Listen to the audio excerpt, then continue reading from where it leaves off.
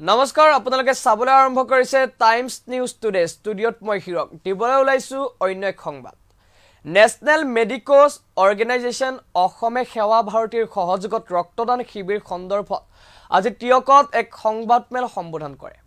অহা 24 নৱেম্বৰ তাৰিখে লাচিত দিৱস উপলক্ষে সংগঠনটোৱে টিয়কৰ লাহদৈগড়স্থিত বীৰ লাচিত বৰফুকনৰ সমাধিস্থলী লাচিত মৈদামৰ সমীপৰ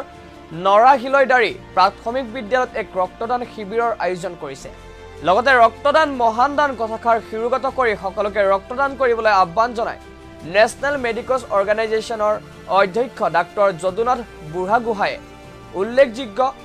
যে এই মেলতে ৰক্তদানৰ সমান্তৰালকৈ বিভিন্ন ঋতুকালীন ৰোগ প্ৰতিৰোধ তথা নিৰাময়ৰ ওপৰতো আলোচনা কৰা হয়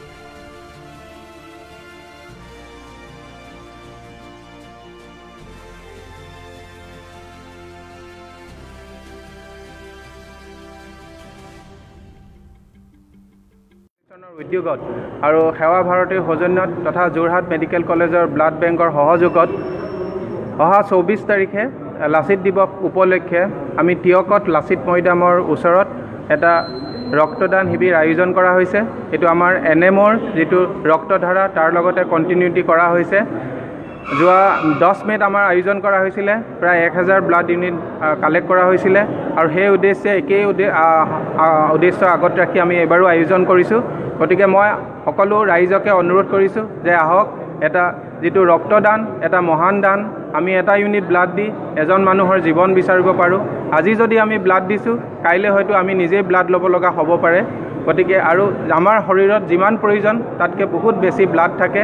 গতিকে এই তেজ আমি দিলে আমাৰ কোনো অসুবিধা নহয় গতিকে মই সকলোকে অনুৰোধ জনাইছো যে আহক আমি এনে ধৰণৰ এটা সমাজ সেৱাৰ এটা মহান কাম গতিকে সকলোৱে আগবাঢ়ি আহি সহযোগ কৰিলে আমি